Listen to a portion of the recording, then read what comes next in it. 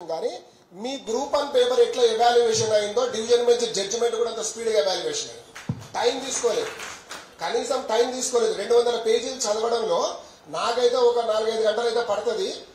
కానీ జడ్జి గారికి మాత్రం ఒక 20 నుంచి 25 నిమిషాల మాట లేని ఇంటీరియర్ ఆర్డర్ అనేది ఏదో ఒకటి ఇచ్చాడు. ఇచ్చిన వెంటనే రాత్రికి ఆశ్చర్యకరంగా ఏంటంటే ఆ మెయిన్స్ అనే స్పెల్లింగ్ కూడా తప్పు కొట్టి రిజల్ట్ పెట్టారు. మీకు మెయిన్స్ రిజల్ట్ అని పెట్టేటప్పుడు మెయిన్స్ అంటే ఎంత అడావుడిగా చేశామో. ఇంకొకటి, నిన్న ఇంకో కేసు ఫైల్ అయింది, నాకు సంబంధించిన ఒక స్టూడెంట్కి సంబంధించింది. ఆయన విజువల్లీ హ్యాండిక్యాప్డ్, అబ్బాయికి దాదాపు 420 దాకా మార్కులు ఉన్నాయి.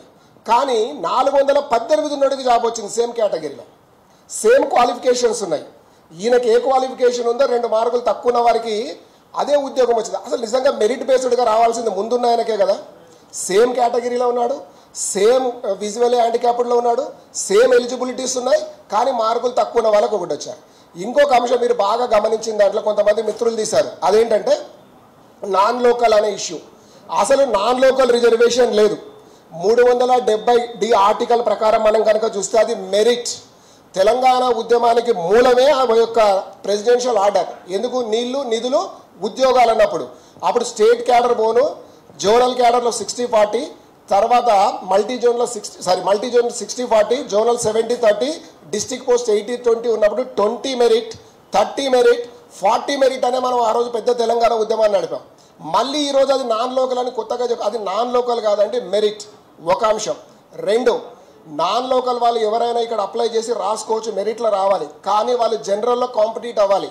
ఎగ్జాంపుల్, మన తెలంగాణ రాష్ట్రానికి సంబంధించిన ఏదైనా ఒక ఎస్టీ అభ్యర్థి వెళ్ళి కర్ణాటకలో ఎగ్జామ్ రాస్తే ఆయనకి ఎస్టీ రిజర్వేషన్ వర్తించదు.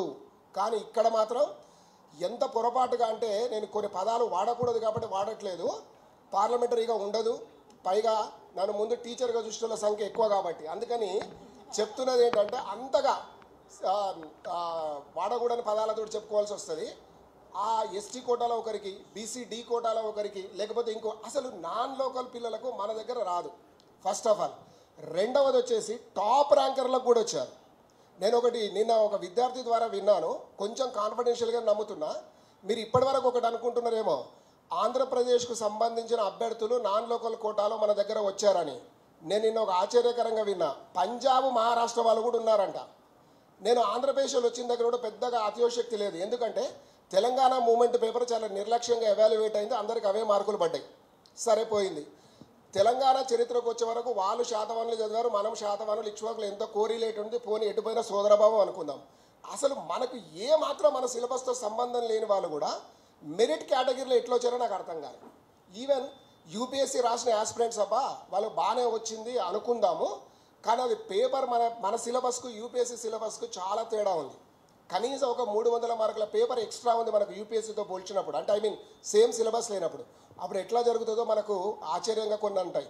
అంటే ఇక్కడ నాకు చాలా అనుమానాలు, ఇందులో డేటా ఎంట్రీ ఆపరేటింగ్లో మిస్టేక్సా, లేకపోతే మన ఆల్గారిథంలో పొరపాట్ల, లేకపోతే నిజంగానే మనం అందరం బహిరంగంగా అనుకుంటున్నట్లు ఇంకేమన్నా, ఒకదాంతో మాత్రం మనం ముడిపెట్టి చూడకూడదు. కాబట్టి అట్లీస్ట్ ఇప్పుడు జరిగింది, అది ఎట్లయినా రీఎగ్జామ్ జరుగుతుందని మనం ప్రగాఢంగా అందరం విశ్వసిస్తున్నాం. వచ్చిన విద్యార్థులు కూడా అందరూ తెలివిలేని వాళ్ళని నేను అనట్లేదు, కానీ తెలివైన వాళ్ళలో కొందరు వచ్చినా కూడా తెలివి తక్కువ వాళ్ళు ఎక్కువగా ఉన్నప్పుడు, తెలివైన వాడు బయట ఉన్నప్పుడే ఆ బాధ అంతా మనకు కలుగుతుంది. రిలేటివ్ పెర్ఫార్మెన్సే కదా మనం చూడాల్సింది, ఇక్కడ ఎప్సిలాట్ పెర్ఫార్మెన్స్ ఏం లేదు కదా. ఆ రిలేటివ్ పెర్ఫార్మెన్స్లో వాళ్ళు ఎంత దెబ్బతిన్నారు అనేది మనకు వెరీ క్లియర్గా కనిపిస్తుంది. ఒక అంశాలు ఇక్కడికి పోతే, భవిష్యత్తులో కూడా మన క్యాలెండర్ అన్నారు, ఈ ఆశ పెట్టి చాలా రోజులైంది, క్యాలెండర్ మీద కూడా ముందుకెళ్లాలని నేను కోరుతూ ఉన్నా.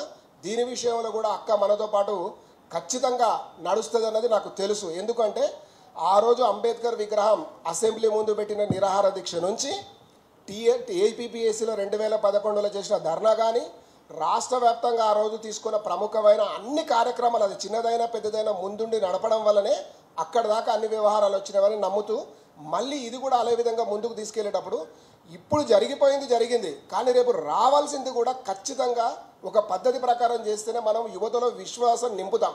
ఎందుకంటే మనం బయట ప్రపంచానికి వెళ్ళి బతుకుదామంటే, ఒకటి ట్రంప్ దగ్గరికే రానివ్వట్లేదు, రెండవది వచ్చేసి మనకు ఇంకో సమస్య ఏంటంటే లోకల్గా ఉద్యోగం చేయాలని చాలామంది కోరుకుంటుంది. డిగ్రీ పాస్ అయిన ప్రతి ఒక్కడికి ఏముంటుందండి, గవర్నమెంట్ ఉద్యోగం చేయాలన్న కోరిక అయితే ఉంటుంది కదా.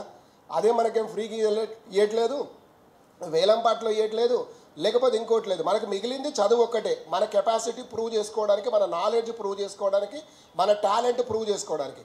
అది కూడా మనకు న్యాయబద్ధంగా దొరకడం లేదేమో అనే అనుమానంతో మనం ఇంత పెద్ద చర్చ అనేది ఒకటి లేవదీసుకోవడం జరిగింది. సో ఇంకా అనేక అంశాలు మిగతా వారు కూడా మిత్రులు చెప్తూ వస్తారు. ఇంకా మధ్యలో అవసరం ఏమనైతే నేను కూడా కోఆర్డినేట్ చేయడానికి ఎప్పుడూ సిద్ధంగానే ఉంటాం. So thank you all. Thank you Mahender గారు. నాకు కూడా నిన్న ఒక వాట్సాప్ మెసేజ్ వచ్చింది. ఇప్పుడు ఇందాక వారు చెప్పినటువంటి ఎగ్జాంపుల్, గ్రూప్ 1 మెయిన్స్లో ఒక 40% దృష్టిలోపం ఉన్నటువంటి ఒక అభ్యర్థి నాకు పెట్టినటువంటి మెసేజ్. ఆయనకు 419.5 మార్క్స్ వచ్చినాయి.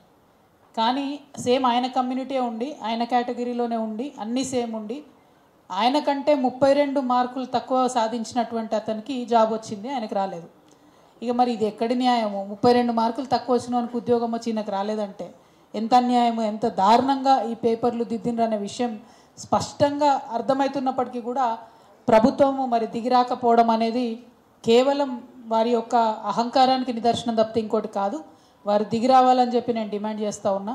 తెలంగాణను దయచేసి దద్దమ్మల చేతిలో పెట్టకుండా మంచి పర్ఫామ్ చేసి కష్టపడి చదువుకొని ఉద్యోగాలు సాధించినటువంటి బిడ్డల చేతిలో పెడితే రాష్ట్రం బాగుంటుందని బలంగా నమ్ముతున్నాం. కాబట్టే ఈ పోరాటం చేస్తున్నామని చెప్పి మరొకసారి తెలియజేస్తూ, మరి అనేక మంది విద్యార్థి మిత్రులు వచ్చిండ్రు. కూరపాటి శ్రీను గారు మాట్లాడవలసిందిగా కోరుతాం.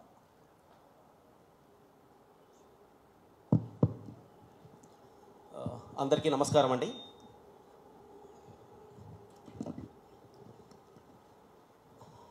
తెలంగాణ సిద్ధాంతకర్త ప్రొఫెసర్ జయశంకర్ సార్ గారి స్ఫూర్తితో తెలంగాణ సాధించుకున్న, అందులో సాధించుకునేటప్పుడు ఎంత పోరాడారో ఆ ఎత్తుపల్లాలన్నీ చూసిన తెలంగాణ జాగృతి అధ్యక్షురాలు కల్వకుట్ల కవిత గారికి, మహేందర్ రెడ్డి సార్ గారికి, అశోక్ సార్ గారికి, వేదిక మీద ఉన్న పెద్దలందరికీ, మీరందరికీ మరొకసారి నమస్కారం. చాలా రోజుల తర్వాత జీవో 29 ఇష్యూ 1:100 ఇష్యూ